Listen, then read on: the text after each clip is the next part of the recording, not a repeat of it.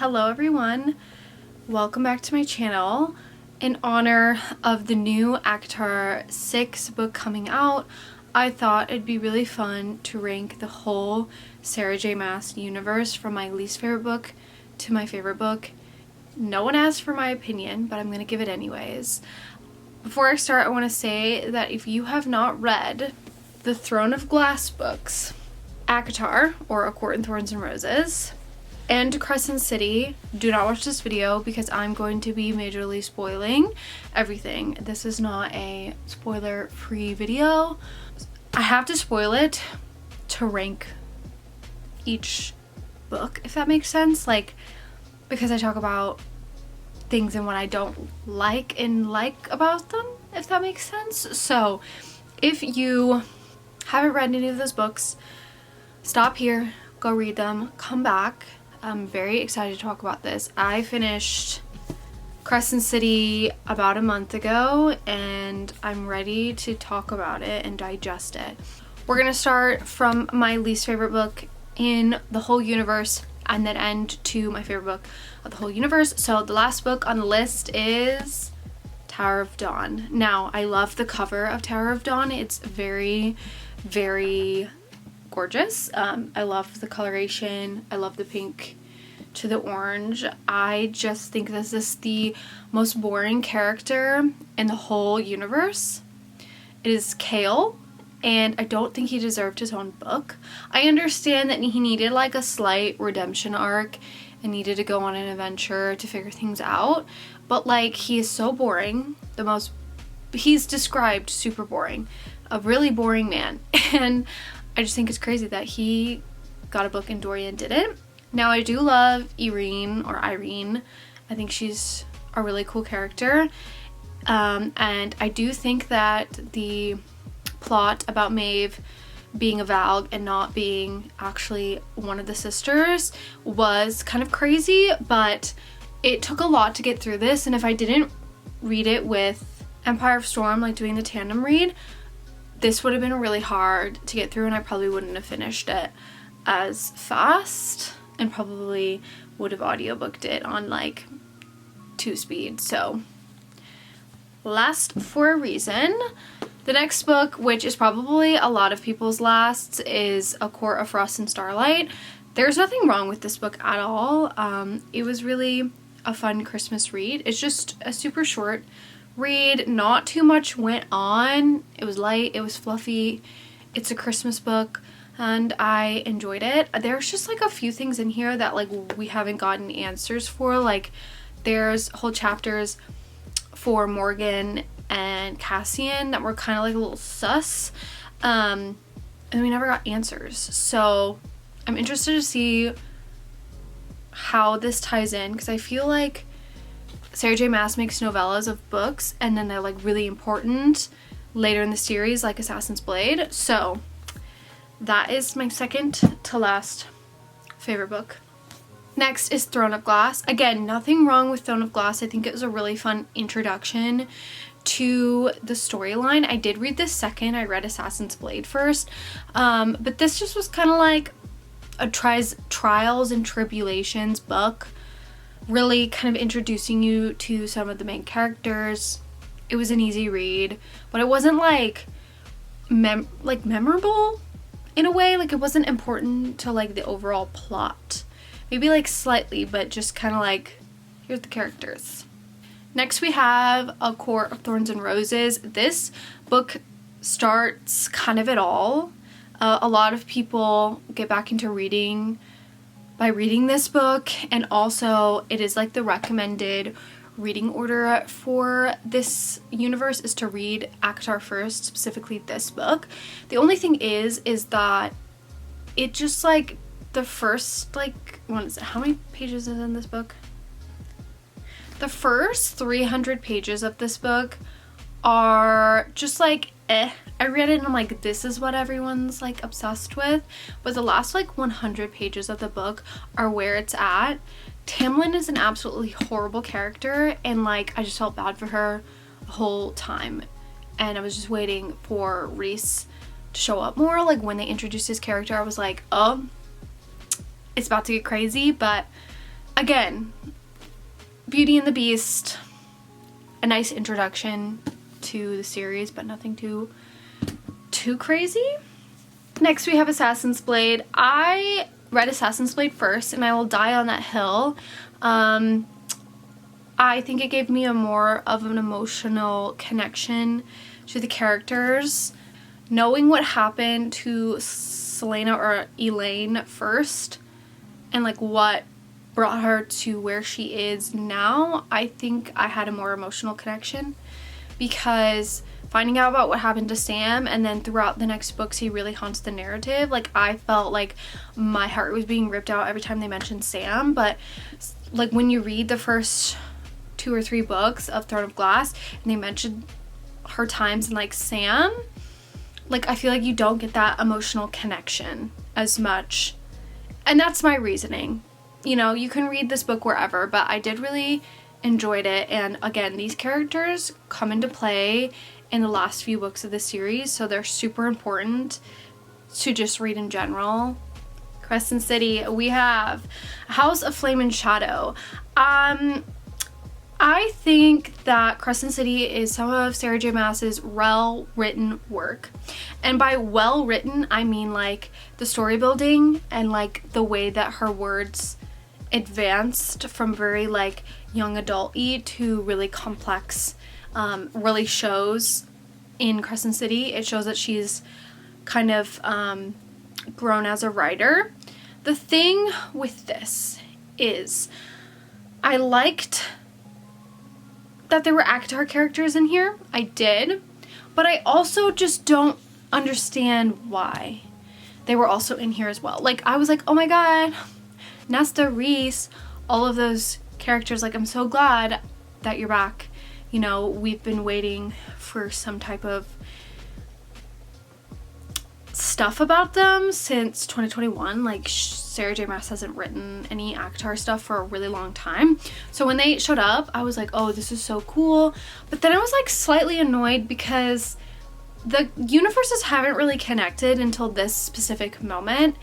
And I feel like this is a really important plot to ACOTAR in Crescent City, and the fact that you have to read 2 other 800-page books to read about the ACOTAR stuff is like a lot. And I feel like if people just want to read ACOTAR and that's it, might be a little frustrated knowing that they have to read Crescent City. Do I think Crescent City is worth the read? Yes, I do. I truly do.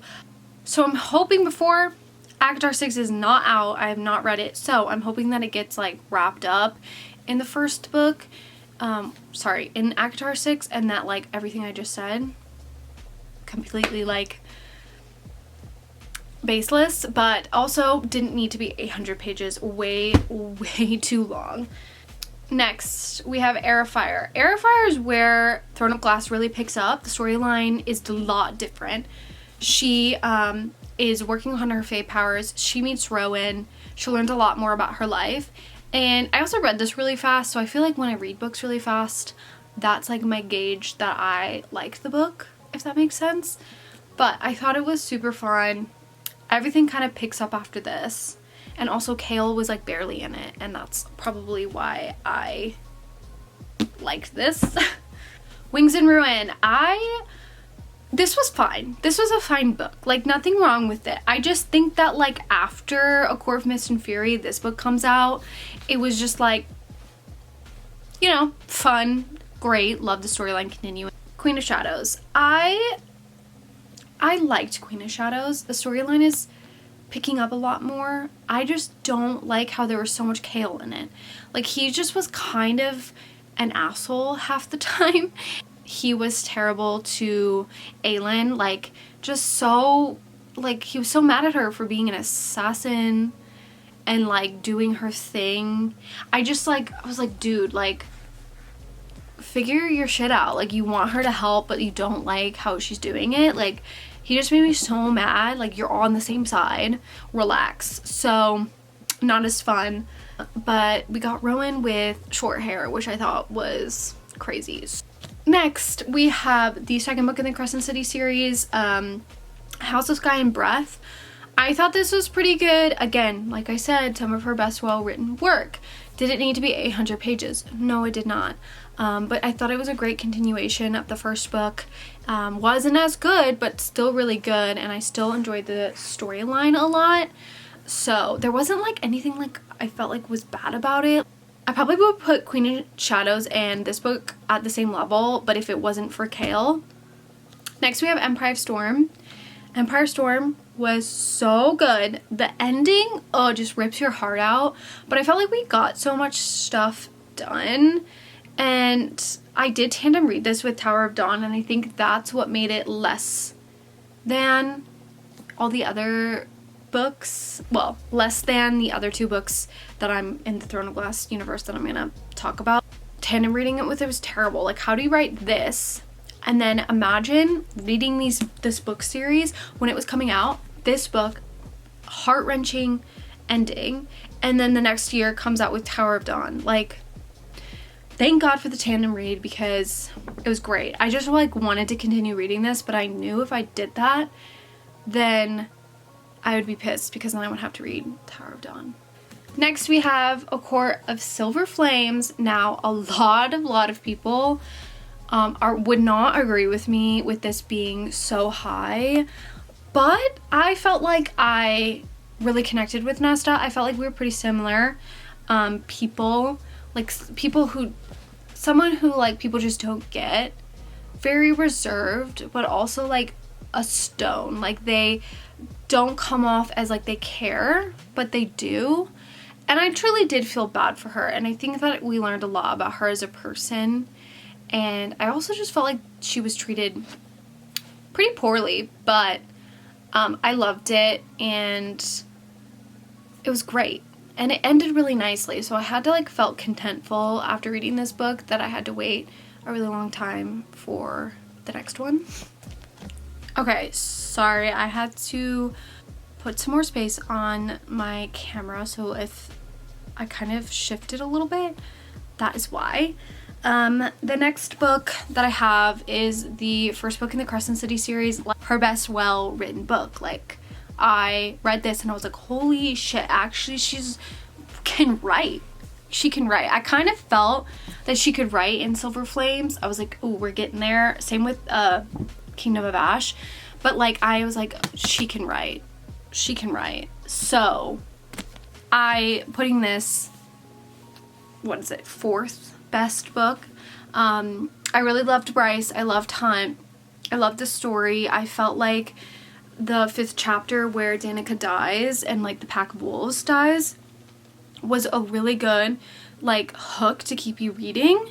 I haven't read many modern fantasies, but like reading Kingdom of Ash and then going into this book was crazy because like they were going to the club and doing drugs, and the other one was very much like swords and dragons and things like that. So this was a big change, but I really loved it.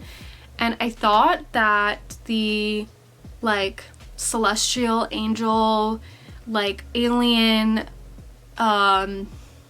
Earth, like different planets was a really interesting storyline, because in Throne of Glass you kind of get an idea that there's other universes, and then you don't really get that much in ACOTAR, but this really touches on how the three series are connected in a way. Next, the third best book in everything that she's written is Crown of Midnight. First off, the cover of Crown of Midnight is one of the most gorgeous covers ever. I love the coloration of it, and like it tells a story. All of the Throne of Glass books tell a story, but I read this so fast. I was also completely jaw-dropped at the ending, the plot twist. I was never spoiled anything about Throne of Glass, not on social media, nothing. I was spoiled a little bit of ACOTAR, but nothing was spoiled to me on social media when I was reading the series or even before. All I always knew was it was just an assassin. She was in jail and she was taken out of jail.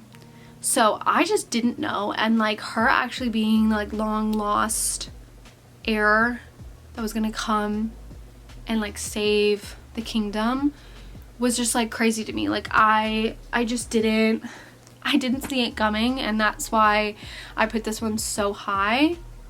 Second best. Can you guess the second best book? It is Kingdom of Ash. Everything about it was just amazing. It was worth it being 900 pages, and it really did wrap up the whole series overall. Like, sometimes some last books in series are absolutely terrible, but like this was just perfect. Like, I got what I wanted out of it. I was very emotional. I did cry a little bit when the 13 died, but I still thought it was very, very beautiful, and I was just glad that a lot of people got their happy endings. A lot of people did say that Throne of Glass kind of rips your heart out, which I didn't think it was too emotional. Like, I did shed a tear, like I said, for the 13, but I wasn't as like bawling my eyes out as I thought I was in the way everyone made it out to be, but still very, very good. Last but definitely not least, the best book in the universe, which is probably everyone's favorite, A Court of Mist and Fury. Oh my god. Oh my god. I think I read this in like 11 days, which is probably the fastest I've ever read a book this size. But oh my god. Like, again, I went into reading ACOTAR with a little bit of spoilers. Like, I knew that there was gonna be like a dark, mysterious man that was actually her lover and not this blonde lion thing.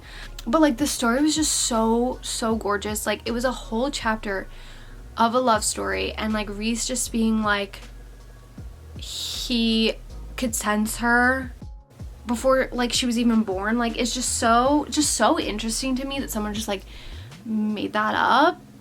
I don't know, there's something about like a damaged man finding the love of his life and like being happy is just what I find to be very, very beautiful. And it was a great love story. And you could probably, if anyone has read this series, know that. Then you went with Rings and Ruin, and I was just kind of like, if I could read this again, I'd pay thousands of dollars to read this again. It was so good. I love also just like the cover of it. It's just like a really pretty like minty green with butter yellow, neon yellow. That is my ranking. Can I have them all literally lined up down here, except I didn't put the best ones on top. Oh god. I feel like this is a pretty good ranking because I gave Crescent City pretty good high marks. I just can't believe I read this whole series.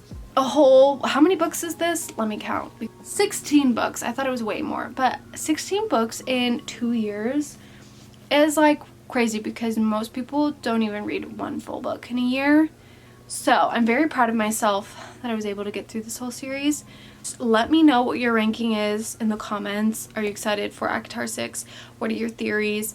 If you watched this whole video and you were just completely spoiled after I told you there are spoiler warnings, are you gonna read it now because of what I said?